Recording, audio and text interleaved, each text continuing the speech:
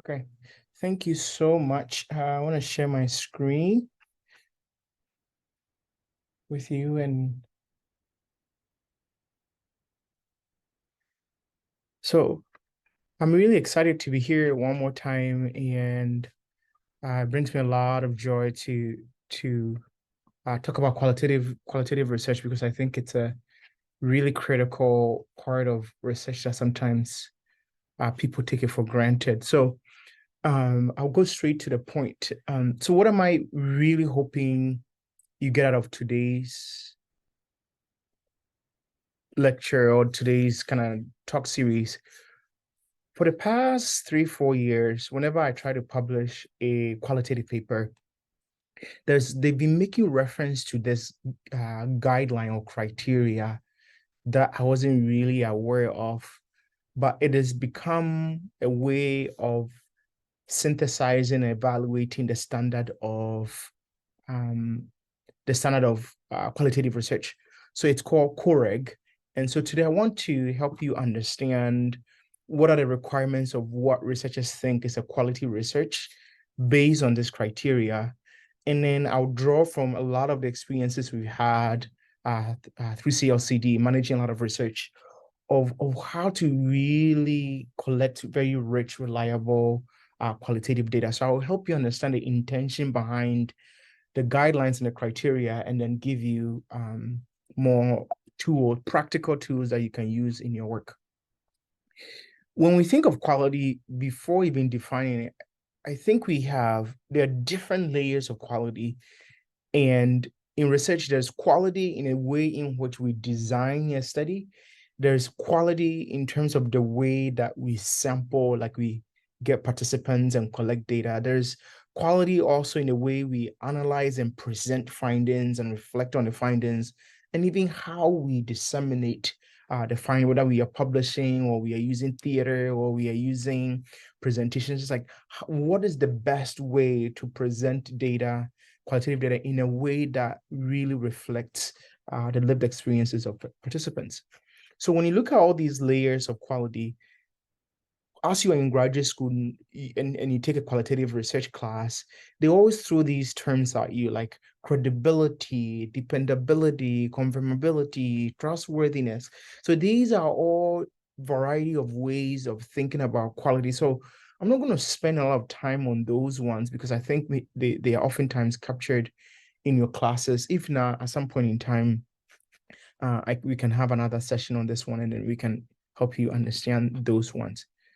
But without even giving a description of what quality is, I think the practical one that researchers are looking for is, or your advisors and people are looking for is, do you give us a detailed description of the phenomenon that you are trying to study?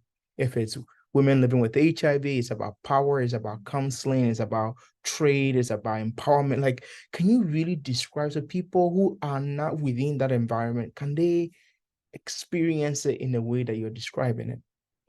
Then not only are you describing it, but can you help us understand the why? Why do people do things the way they do it? Because sometimes, you know, if you live in the West, sometimes, some people don't really understand the way our cultures work, the way our systems work. So they think some of the things we do are a bit bizarre. Or if you also look at here and also think some of the things they think doesn't make sense. But a good researcher, what you do is that you bring people into the lives of the other people and help them realize how smart the people that you are interviewing are, like help them understand the nuanced understanding, and then help us really draw lessons. And so sometimes we call transferability, that not only are you describing things in Ghana, Nigeria, US, wherever you are located, but can people who are in similar context, would they be able to draw lessons from it? Then does the finding resonate? Like, if someone goes through that issue, would they find something very similar? Would people who have those lived experiences, would they say, oh yeah, I think that hit the nail on the head. That's a really good experience. And then the other one is, can the description that you're providing us, can it accommodate a range of experiences? Like, you're not only just giving us the positive or the negative, but you're giving us a range of it and give us an understanding of individuals' lived experience. So is it representative in one way or the other? So now the academic piece of it and looking at COREG, if you don't, if you want to do a quick search on it, it's called Consolidated Criteria for Reporting Qualitative Research. So the CO comes from the consolidated, the R is coming from reporting, and the Q is coming from qualitative research. And it's a set of checklists, and it's quite long.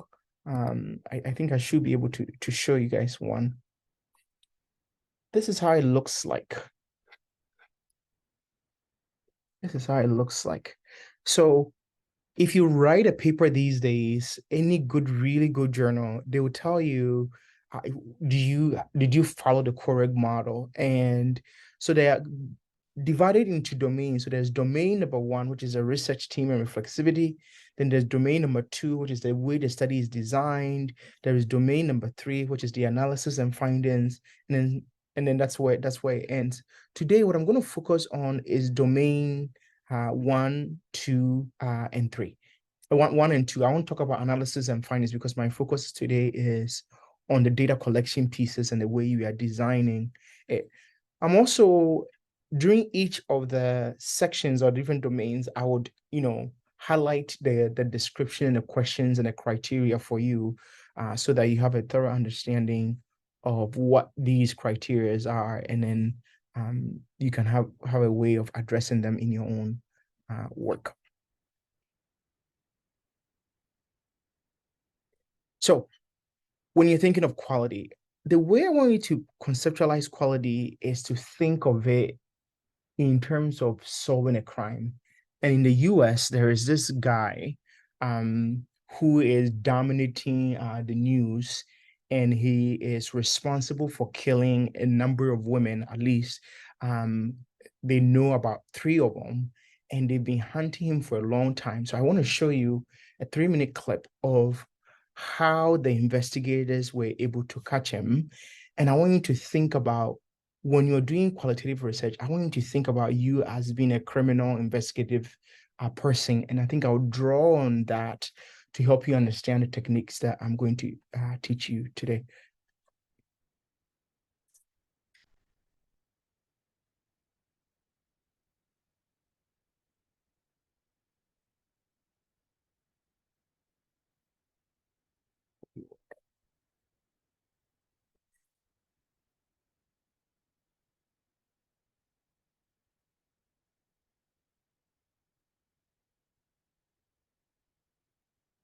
Sorry for... I'm standing here with my law enforcement partners in the Gilgo Task Force to announce the indictment of defendant Rex Andrew Heerman. Sex workers found tied up, their bodies wrapped in camouflage burlap, dumped near Gilgo Beach on New York's Long Island. When I took office in January of 2022, I made Gilgo a priority. The Gilgo Beach murders traumatized and captivated Long Island, just east of New York City, for more than a decade. Now, the suspect as unthinkable as the murders themselves. This is a shock. Like I said, 29 years here. I mean, I've seen some things, but this is what the... Rex Heerman, 59, charged with 3 murders. Today, the investigation continuing. He faces a possible 4th murder charge. Investigators say they identified Heerman using DNA from the bodies of the victims and from witness descriptions of him and the car he drove. Investigators obtained hundreds of search warrants and subpoenas linking Heerman to temporary burner phones and fake email accounts. Investigators allege he used them to communicate with his victims, taunt the family of one of them, and search for information related to the investigation into the long unsolved murders. We recognize that these crimes may have happened years ago, but that pain continues. Investigators' biggest break came when they were surveilling Heerman at his Midtown Manhattan office. He was eating pizza and discarded it in a public trash can. DNA from the pizza crust, say investigators, linked Heerman to the murders. Heerman has been charged with the murders of Melissa Barthelemy, Amber Lynn Costello, and Megan Waterman, all sex workers, all in their 20s. The investigation is continuing, and he has also been named as a suspect in the murder of Maureen Brainerd Barnes. In all, there were 11 bodies found in and around Gilgo Beach, only 3 and possibly a 4th now linked to one alleged killer so far. Investigators say they made the arrest now because they feared Huerman could strike again. One of the reasons why we had to take this case down was we learned that the defendant was using these alternate identities and these alternate instruments to continue to patronize sex workers. Rex Huerman has pled not guilty and insists through his lawyer that he's innocent. He is an unlikely suspect, a husband, father of 2, an architect working in Manhattan, dealing with arcane building codes. In February 2022, he was even interviewed about his job for a YouTube show. Rex Huerman, I'm an architect. I'm an architectural consultant. I'm a troubleshooter. Born and raised on Long Island. As for the several other victims found near Gilgo Beach, many of their family members hope this will lead to answers about their loved ones. Were they victims as well? I'm hopeful for the future, and I'm hopeful that a connection is made. Okay. A heat wave off the coast of So I want to ask you, what were some of the things that led to his capture? You can talk or you can put it in the chat.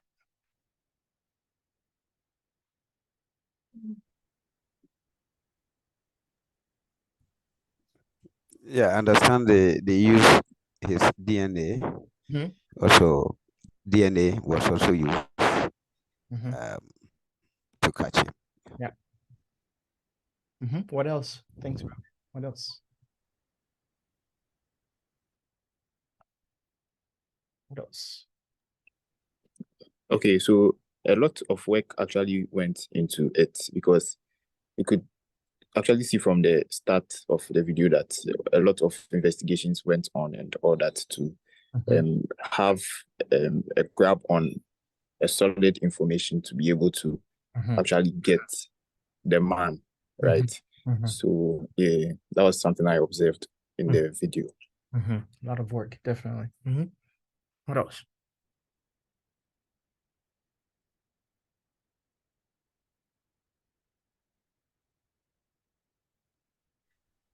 Also track the email conversation between himself and his victims. Email conversations. So they tracked identities that he was using.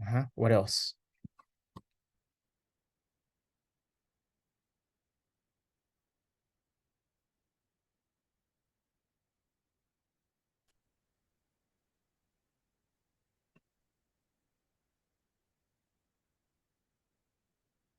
What else?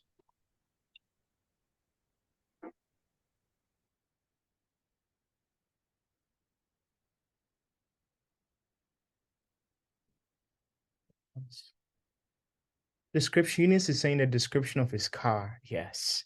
So people were looking at description of his car. What about the pizza? What was it about the pizza? What was it about the pizza?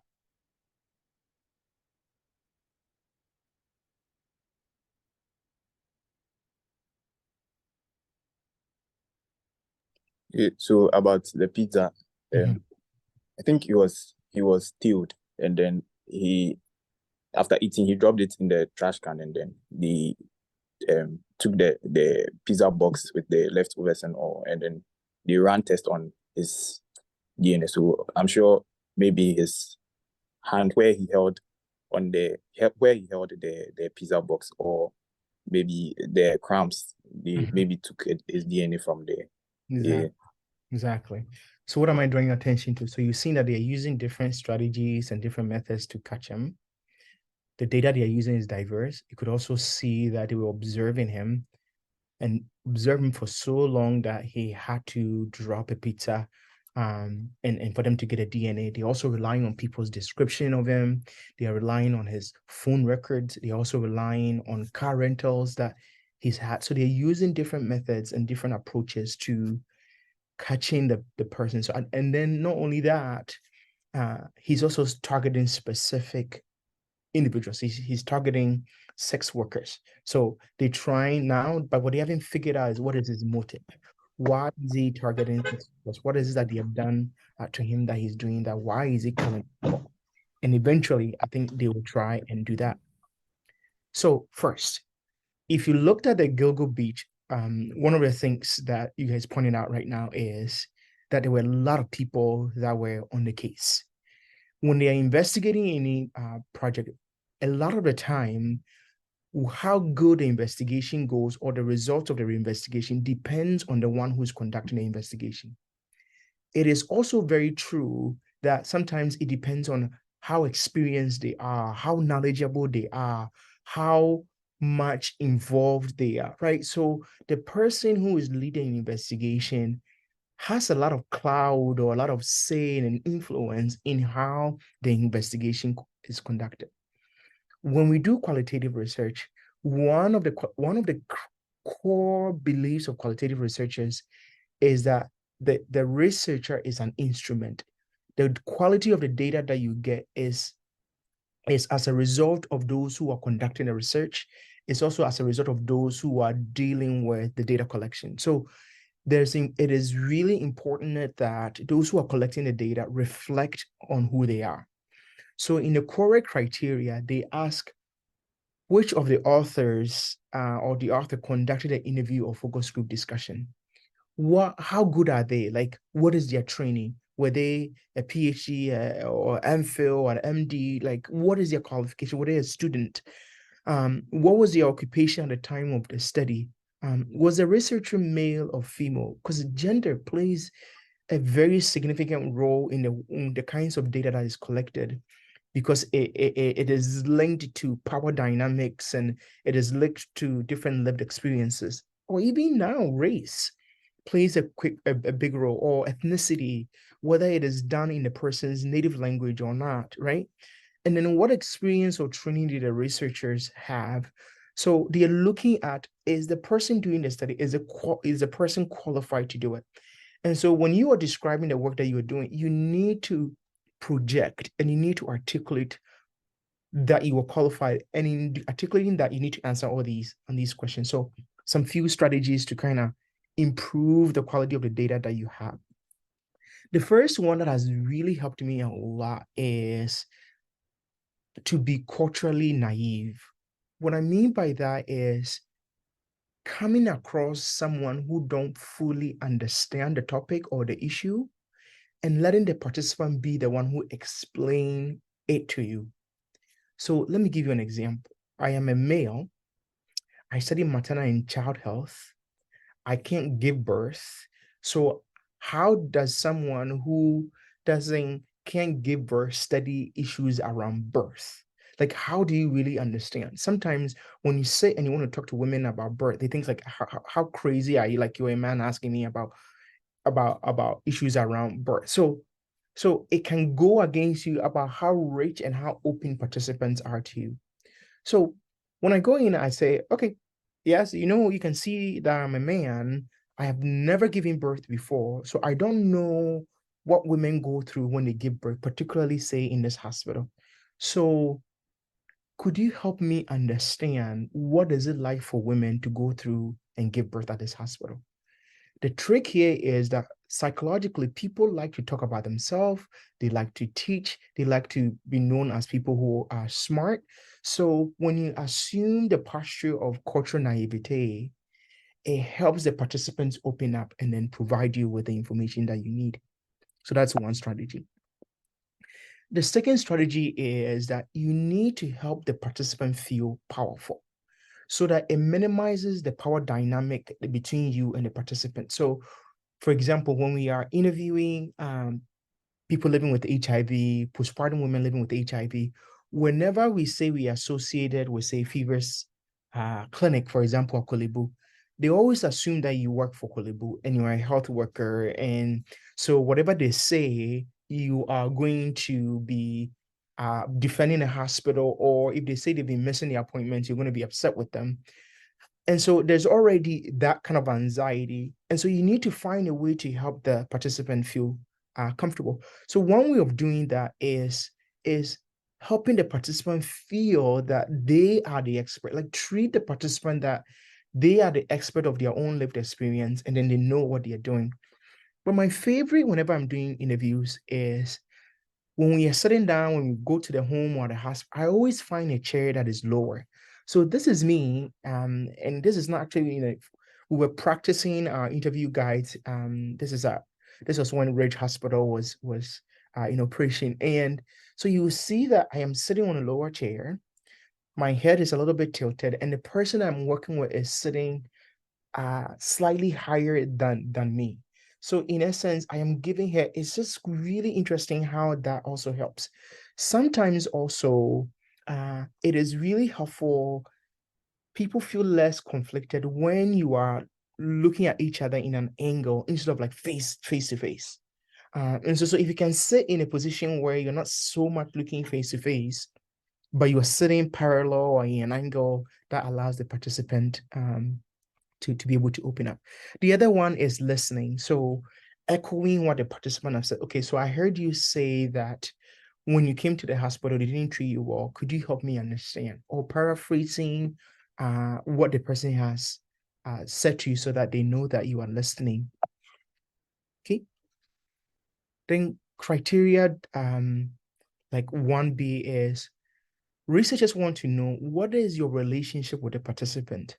Here, what they think is that if participants trust you, they will open up more and then they will say more and they will describe things more to you. That is the intent behind this domain.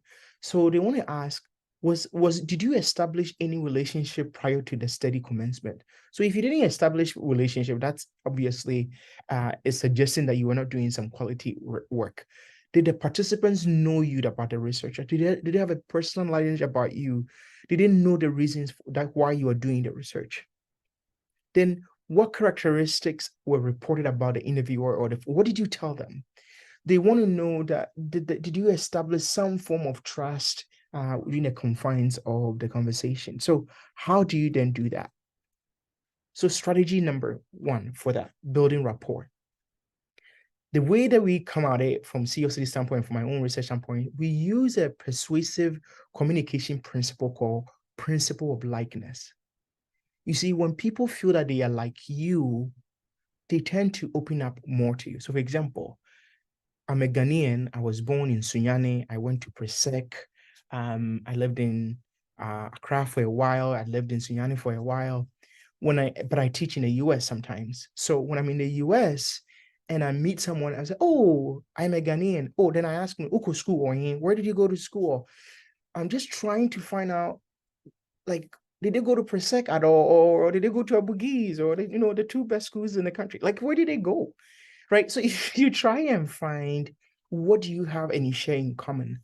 Sometimes also, particularly when I'm at Kolebu and I'm interviewing mothers living with HIV, what I do is that we interview them, we get them from the antenatal and the postnatal. So you just help them. Sometimes I'll hold their bag for them. Sometimes I'll take them to where they get their card. Sometimes I go and sit with them outside and wait for them when they are.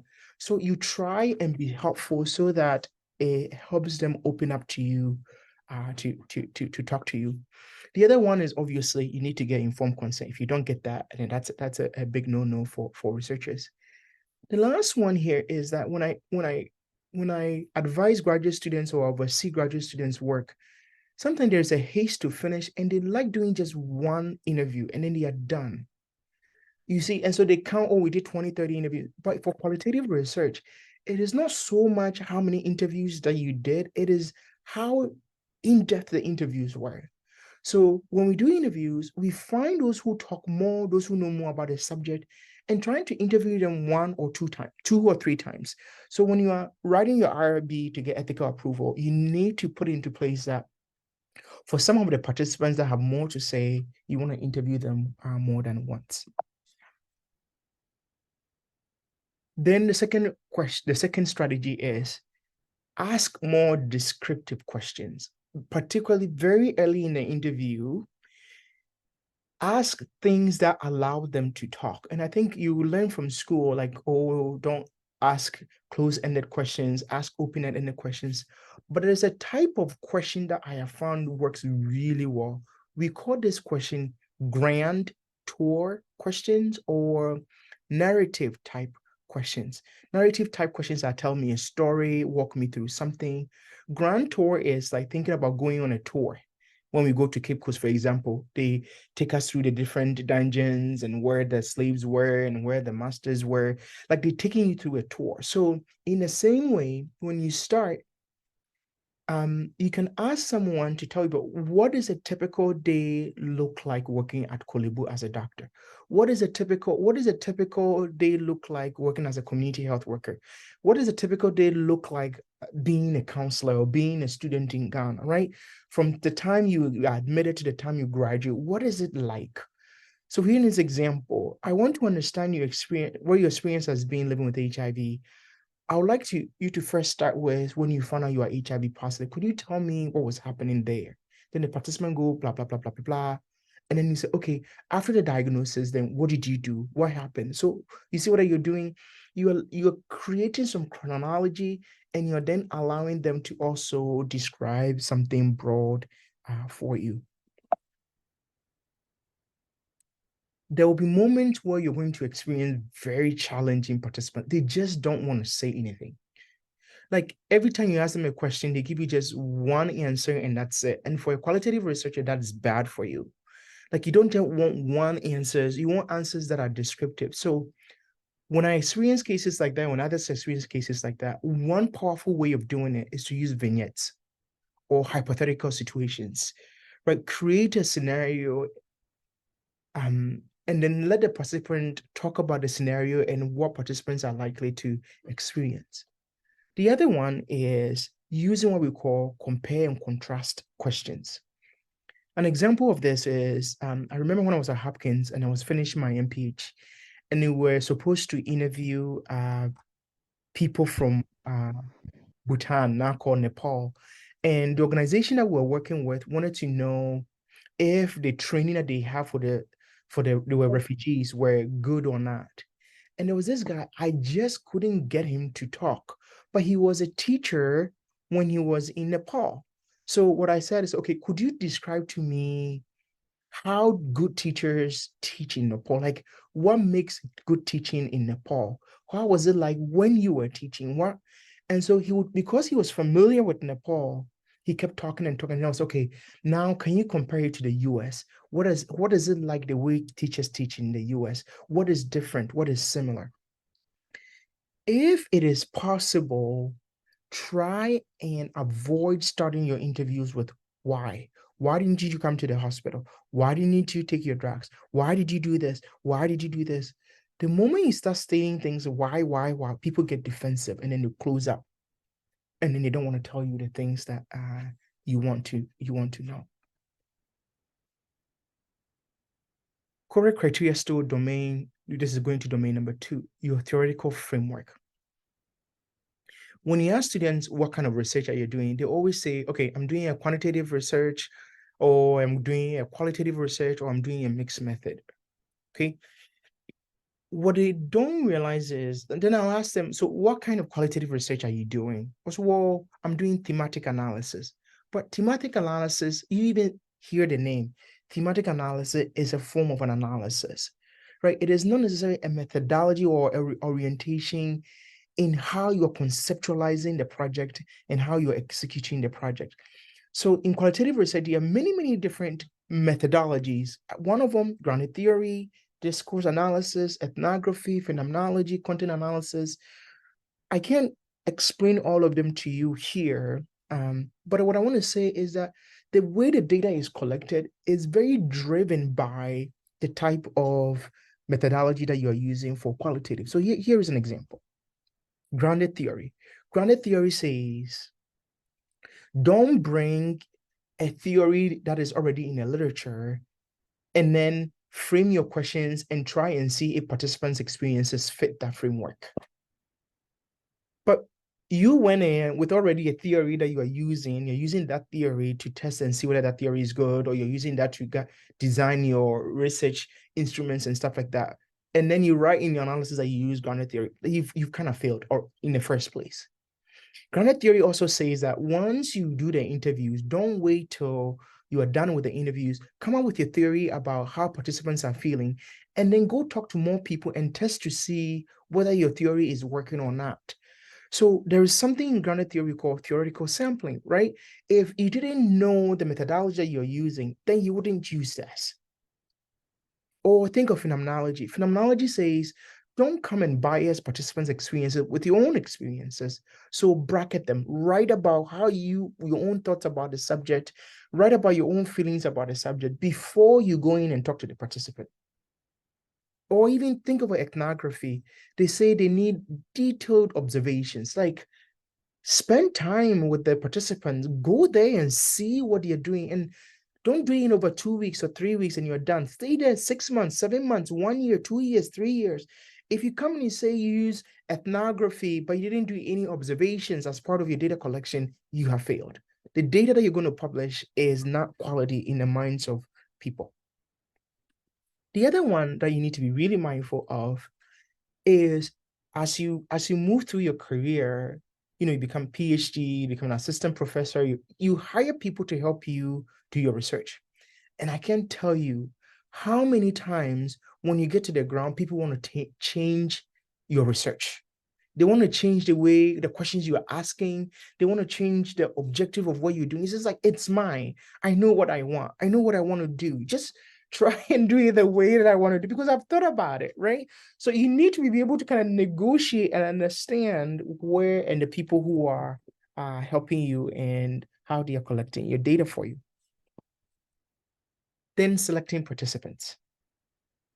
That is the fourth core criteria. How do you go about selecting participants? They want to know, how were the participants selected? Did you use purposive or convenience or consecutive or snowball sampling?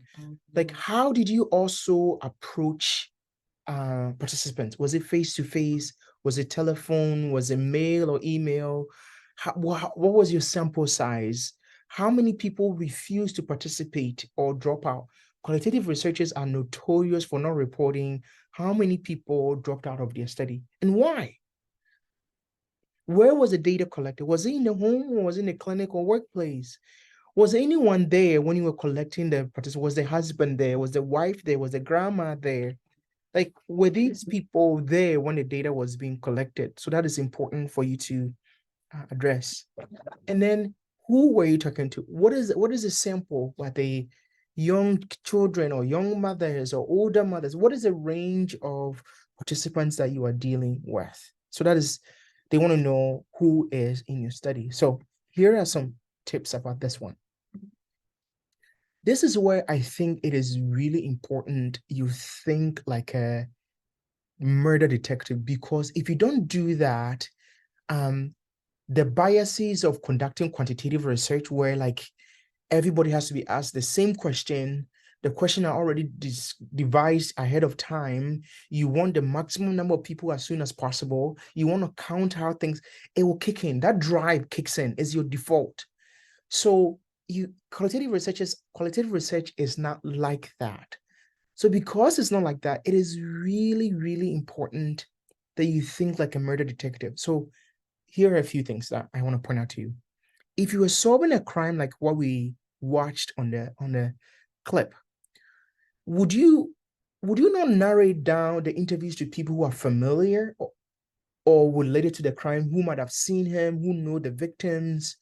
Or would you rather just go and ask everybody in New York? Like, you're wasting your time, right? You want to ask people who are knowledgeable about the subject. In qualitative research, these are the people we call key informants. It's not just everybody, just key ones, key informants. Or think about this: would you not be would you not be purposeful who you talk to instead of just selecting randomly? In quantitative research, you want random selection, but in qualitative research, is the goal randomization is what you're looking for? What do you want to be purposeful in trying to solve the crime and who you're talking to? This is what we call purposive sampling. If you're solving a crime crime, won't you not look at multiple sources of evidence or find collaborators, like what these people did? They were looking at phone records and DNA samples and description of the person and observation. Like, that is what we call triangulation. So you want to use multiple methods in trying to reach what you are trying to do. Think about this also. As a detective, you see that they hear a lead. Wouldn't you want to talk to people that have a lead or have new information for you, right? You just don't get stuck with the people that you already interviewed or You try and find out, are there people that are telling you, giving you a lead that you need to follow? This is what we call theoretical sampling, right? Or wouldn't you stop talking to people if you hit a dead end? Like, they are not telling you anything new. Why do you keep on collecting the data over and over again when they are not telling you anything new? That is the concept of saturation in qualitative. Or when we're looking at the case that was in front of us, don't they hide sometimes and observe people and try to see what they are doing? In research, we call that observation, whether it's structured or unstructured observation. And then you can't search their home like they did with a guy. They had to get multiple warrants to surveillance him, right? In research, this is what we call informed consent and ethics. So if you think like a murder detective, it helps you in processing the right ways of getting the data that you want. The last domain I'm going to spend a lot of time on is data collection. For data collection, there are a few things they're looking for. Okay, the questionnaire that you came up with, were the questions, were the prompts and guides, were they provided by the authors to the participant? Did you give it to them, or did you just develop it on your own, or did you get it from somewhere? Did you pilot test it in the first place? Did you do any repeat interviews were carried out? Remember what I was talking about, how participants feel comfortable and they trust you more? You see, they're asking, did you do any repeat interviews? Did the research use audio or visual recording to collect the data? Did you take any notes made during or after the interview or focus group? So if we're just relying on audio and they say that, oh, okay, they don't want you to record him, what do you do? What was the duration of the interview? In qualitative research, the longer the interview is, and that is relevant, the better that we think the data collection was. If the interview was like 5 minutes, 10 minutes, 15 minutes, then the interview wasn't, it is assumed the interview is not quality per se. Did you reach saturation, or were transcripts returned to participants for comment, to clarify, and things like that? In essence, did the participant trust you enough to get you good data? So what is the strategy in helping you meet this? I would say that still think like a murder detective. Now, here is really, really important. Now, ask yourself, if you're solving a crime, would you ask everybody the same question, regardless of what they know or have to say about the case? Like, would you just ask them all the same question, or would you tweak the question sometimes based on the information that people will tell you? So if you're doing qualitative research, we don't want you to just ask everybody the same question all the time. You can keep some of the questions consistent, but you need to tailor some of the questions to the participant and what they know. Then you need to follow leads. If they tell you something that is relevant to the research question, but you didn't think about it before, and it's not part of your research questions, add them, improve upon them, and then follow the leads to what the participant is telling you. Pilot testing. When you are pilot testing, what I have found is that research assistants and researchers find it very difficult to memorize all the research questions that they are going to ask. And when you're interviewing and you're always looking down on your paper, participants don't open up as much. So what you need to do is, could you make sure that the researchers or the research assistants understand the main objective of your question, of your research? Then boil it down to like 3 or 5 main topical questions. It's like, if you had 5 minutes and you didn't have time to really collect all your data, which ones are you going to ask them? That is the core of what you're trying to achieve. Then in pilot testing, another way you have to do it is that test it among yourself, particularly if you're working as a team. I can't tell you how much that itself is really meaningful before you even go out and pilot test it among participants and prepare before you go. When you're preparing, instead of just looking at the questions, think about the flow. Think about it as a conversation instead of like obsessing over the question, like which one should you ask first? Which one should you ask second? Which one should you ask third? So think of the flow of the questionnaire when you are trying to collect your data. Second strategy. This is perhaps my go-to most favorite method of getting quality data, and which is, if you're doing the study alone, the moment you are done with interviewing, you're going home, like you're sitting in the trotro or taking a taxi or sitting in your car, and you've recorded it, listen to it. When you listen to it, it will tell you a number of things, and I'll touch on that. If you're not working alone, you're working on as a team, it is important that you don't listen only to your interviews. You need to let the research assistants listen to each other's interview. Because what you know is that some interviewers are better at interviewing than others. And then some questions are phrased better. Some people are able to phrase the questions better than other people. So when you listen to each other's interview, it helps you frame and rephrase the question. It helps you to recognize which areas you wanted to probe and you didn't probe. And then it also helps you realize your tone of voice and how much you're talking during the interview.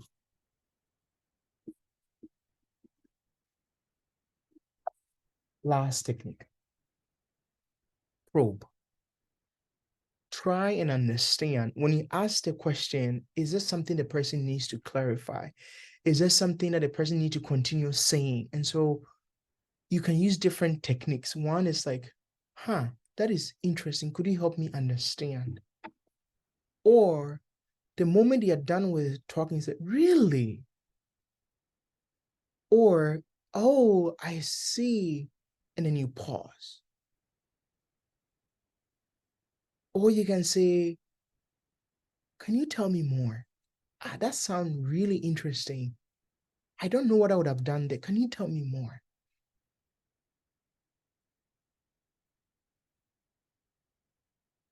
The other one is silence. People are uncomfortable with silence. So when you are silent, people always want to talk. Or you can say, I see.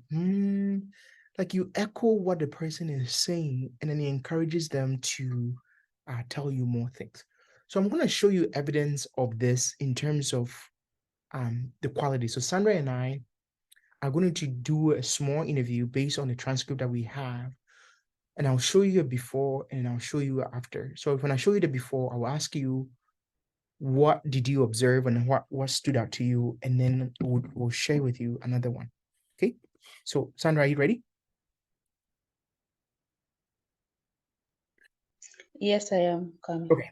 So Sandra is going to be the P person, which is a participant, and I'm going to be the I person, which is the interviewer. So Sandra, so this is an interview trying to understand why after birth, women tend to miss a lot of their HIV care appointments. Okay, so we are trying to understand why. Okay, so Sandra, go. So they asked the person, have you started taking your drugs yet? So Sandra. No, I have not started taking my drugs yet. Wow. Okay, so why? It's because I'm not having transportation. When you said you were coming with a car, I thought of joining you to the hospital for my drugs and come back. Wow, sorry. Okay, so how are you doing without taking the drugs? Are you fine? Nothing is wrong with me, just that my heart starts to beat when I start to think about it. So the first, why, why it's moving fast. So the first day you came home, what happened in the house? Who came for your daughter first, and how was she received at home? Everybody was happy to see her. Everybody like who? The people in my house, in the neighborhood, and those around me. What of your husband, your family members and friends? Everybody was happy to see the baby. So did they come or? My people came home when I was about to name the baby. So how was the baby treated? Nicely. So do you have difficulty breastfeeding? No, I do not. Does the baby feed on the breast milk well? Yes, she does. Has the child been going to clinic?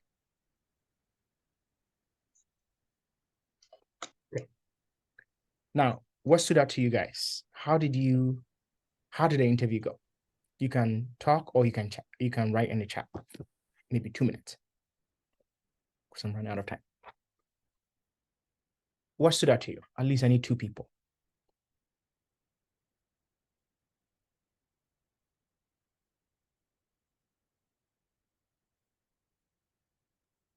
Yeah, Marilyn, your hand is up. You can go.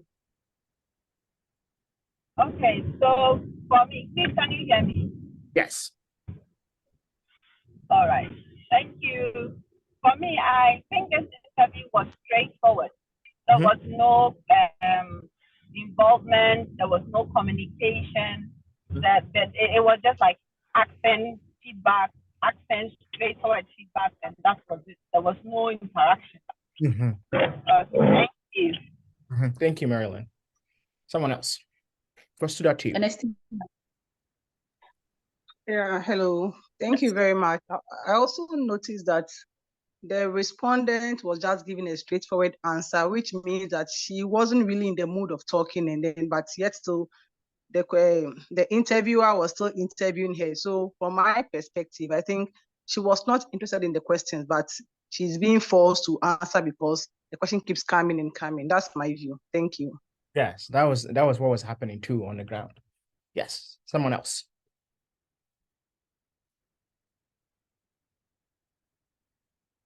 Someone else.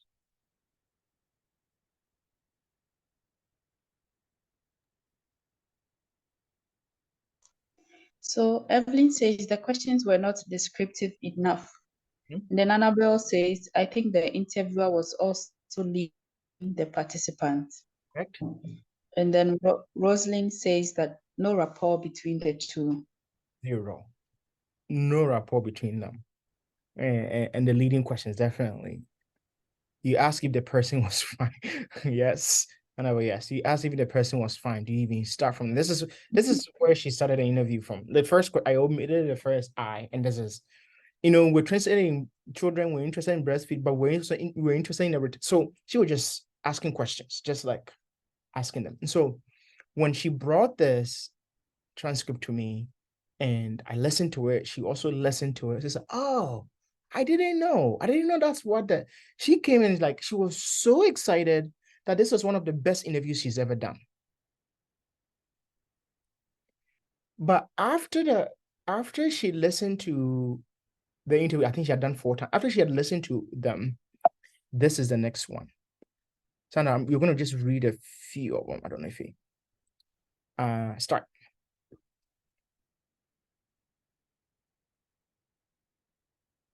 Sandra, come again, I lost you. Can you start with the first the I? line was breaking. Can you start with the first I?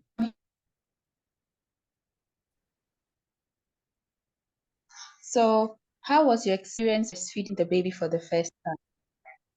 I was okay because they told me Yeah, that. can you all hear me? Yes, we can hear you.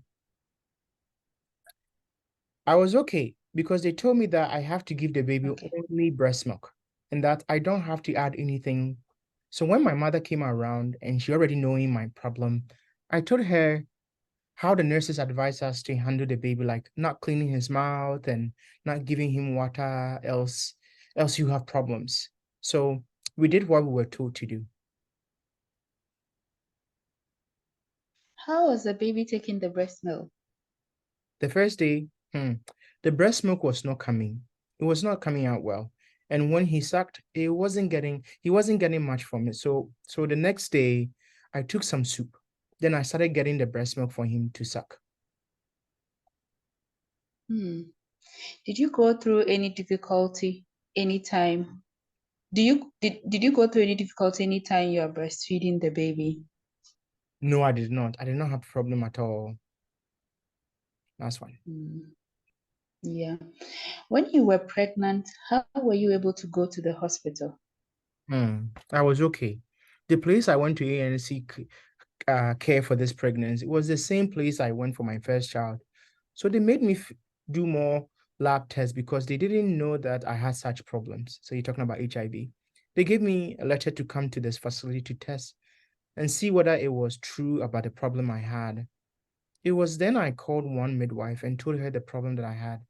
She then said that they knew it, but did not believe the results after the test was done.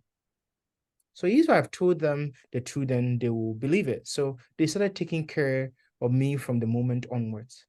Secondly, I have been operated on before and they didn't know where I could have another operation done. So they told me that when my time was up, they will refer me to Kolebu. So I was okay with that. Okay, let's stop here. What are some of your observations comparing this first one to the second one?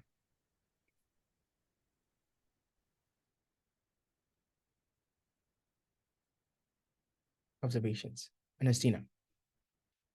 Yeah, thank you. With this one, I think it was more of descriptive but I can't really tell which of them, whether it is more of grantor or a narrative, because to me, it's like all the three that you've mentioned could be seen in the conversation. Yeah. Thank you. What else? What else?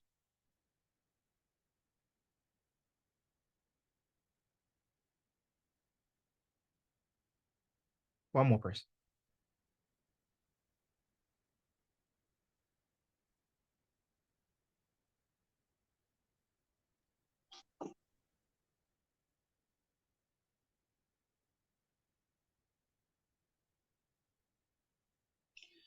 Loretta says this is much detailed and the participant was comfortable. Kojo, what's yours? And then Katechi also says the how questions got the respondent to bring out more details. The how. She wasn't starting with why, she was starting with how. Could you speak and then I'll finish with the last slide. Okay, so from this we could see that there was this connection between the interviewer and the interviewee.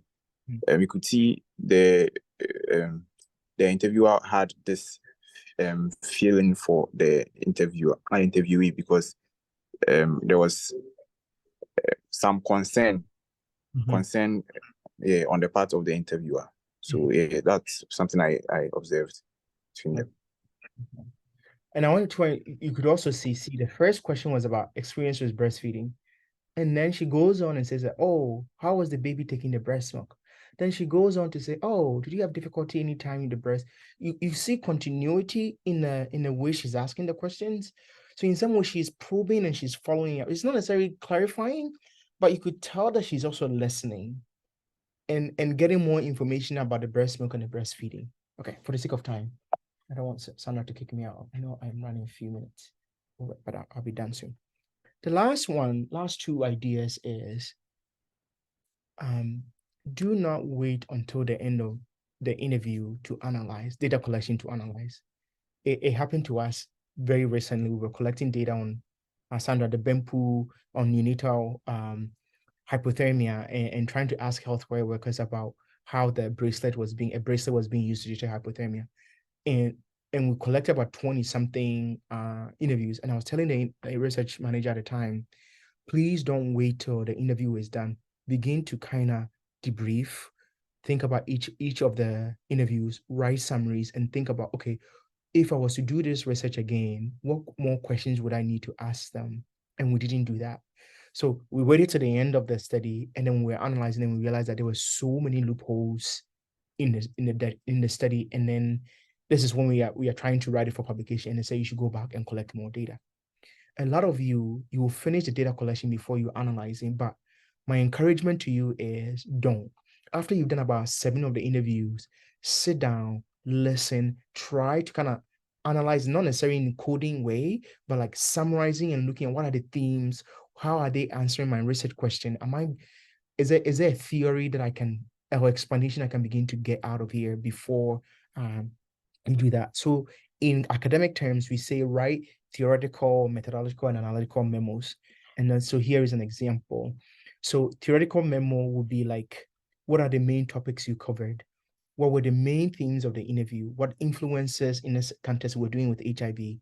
The mother to attend or not attend the clinic, because that's what we're trying to understand. How does caring for the child affect the mother's health or HIV care? Methodological memos, like what worked well in the interview? What could have happened better? What topics or themes would you like to explore in the interviews with others, so that even if you don't go back and interview the person in your next interview, you'll be able to kind of do that. If you put all these strategies together, this is what I think you'll be able to get. First, you will get a rich description of participants' experiences. You will have a balanced contextual understanding of what is happening, so the why, help others learn lessons. You will be able to provide descriptions of participant experience that really resonate with others. Then you'll be able to have a representation of individual lived experience, because you'd have gone so much in depth. And if you have followed the correct example, the likelihood of you getting published is really, really high. So that brings me to the end. Questions? I'll leave my contact information here and open up for like a few questions, maybe by 1:15, and we are done.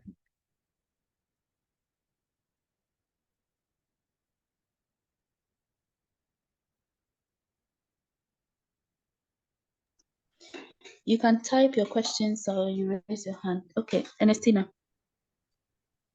Yeah, thank you. Please, I wanted to ask about the adequate or the best sample size for a qualitative study, because sometimes when I'm trying to conduct one, I don't know whether I should limit to 15 or 20 or 30. So I'll be very glad to hear from our professor the right sample size for a qualitative study. Thank you. Right. So first, it depends on the methodology. Like some people do phenomenology and they will do it with 3 people. But there's a paper by a guy called Van der Geest or Van der Geest. I don't know how to pronounce his name. Maybe when we send the subsequent share the information, they looked at data to figure out what is the correct sample size. And they said that by the 12th interview, oftentimes they would have reached saturation. The saturation here is there was nothing new that was coming out of the interview that was being added to their code book. So by 12, you should be hitting there. Okay, so that is the theoretical one. If you want to publish, I have found that if you have 20 or less, the likelihood of them publishing you is a bit lower. I have struggled to publish things that are 20 or less. I'm not saying that they don't publish it, but if you can do something above 20, it just gives you some kind of cushion when you are trying to publish, that at the end of the day, yes, when you're trying to publish, it covers you. But when you start with 12, the minimum I would say is go to 12. But to get things published, I would say go above 20. If you can, 30 would be really good. Thank you very much. Okay, Loretta. Yeah, hello, please, good evening. Emma, make inquiries about data triangulation. What are some of the ways that you be able to triangulate your data to ensure its credibility? Yeah. So triangulation, one of the things you can do is to have comparisons. So for example, we were trying to understand how caring for small babies, low birth weight babies, influences missing visits for HIV care. So our focus was on mothers with very low birth weight babies. But because we wanted to triangulate and figure out, is this experience very unique? The challenges is it unique to mothers with low birth weight babies, or is it universally experienced by all mothers? So we compared the mothers with low birth weight to mothers without low birth weight. So that is one. Another one that you can do is use different methods. So don't only just do in-depth interviews, but combine, say, in-depth interviews with focus group discussions. Then don't only also limit to, say, one category of participants. So even though we're interested with women and the challenges that we're facing in accessing HIV care, we didn't stay within that. We also went and interviewed health workers. So triangulation is, can you get diverse voices and diverse methods of data collection? So you can do comparison, you can sample different participants, or you can use different methods to help you triangulate what you're finding. Does that answer your question, Loretta? Yes, it does. But initially, I was thinking, my understanding of triangulation, first, I thought it was that when you collect the data, so you have done your interviews and then you have had your inputs. So I'm thinking that you want to get other sources to confirm whether what you are saying or what you have had is actually what it is. So when you say sources, what are you thinking? So say I do interviews and then so with the example you are giving, that mothers with low birth babies. You want to see whether it's because of the care they have for the babies, that's why they're not able to come for visits, or it's just something with new mothers. So it means that when you collect with those who your main what do you call group that you are dealing with. So whatever you get, whatever data you get, then you now go to your control group. So it means that you want to compare whether it's because there's a certain I don't know how to put it. Is it because of the incident that is at stake, or it's something that runs through? Yeah, and I think that's what I was saying. I was using the word comparison. You're using the word control group. So like triangulation at its core is, can you bring multiple sources to explain the research or to address the research question that you have? And so the sources are sometimes from participants, the sources are sometimes from different methods, or the sources are from different methodologies. Like at the end of the day, do those different sources triangulate? Do they come together to tell the same story? Okay. So your example is a perfect one. In this example, you are triangulating through diverse participants, sources of participants. Okay, thank you very much. All right. Okay. Anthony says that, what do you do as an interviewer if you try all the approaches and your participant is not opening up enough? That's a really good one. What has happened? Sometimes they are not opening up just because they don't want to talk to you. And so you have to understand that they are not the only person you can interview. So if you've tried all different techniques and it's not working, they're not giving you rich data, they are only just one person, and your whole study is not based on one person, it's based on multiple people, and you're looking at 4 themes. So if they can't, then find another person. That's one example. The second one is, if they can't, go back another time.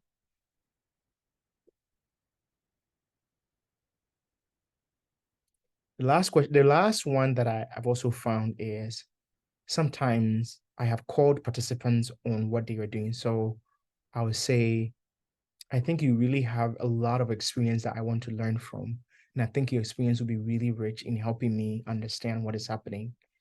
but I am sensing that it is very difficult for you to kind of open up.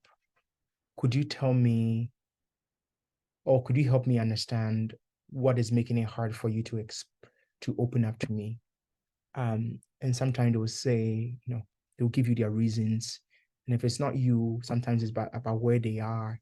And so you can use that technique by saying you recognize that they are not telling you, they are not opening up to you, and then let them know that they are not opening up to you. And sometimes it can work.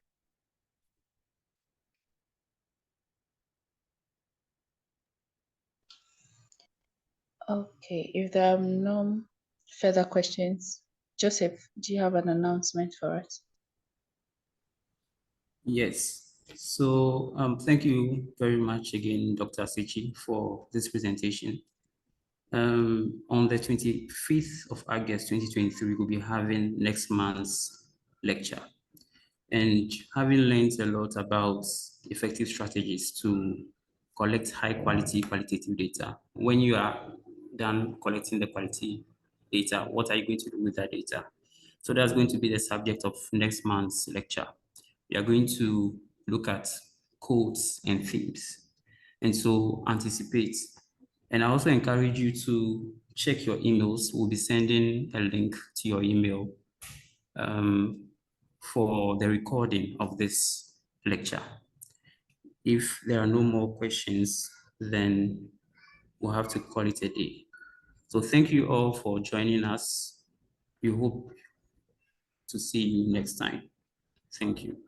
For the next month's one, it's not only about codes and themes. It's like, how do you move from the coding to kind of creating theories and frameworks, just moving, because I think sometimes we create the codes and it's like, how do you get from the code to the themes to a theory to a framework? So I think that's what we'll be delving deeper into that. So thanks for coming.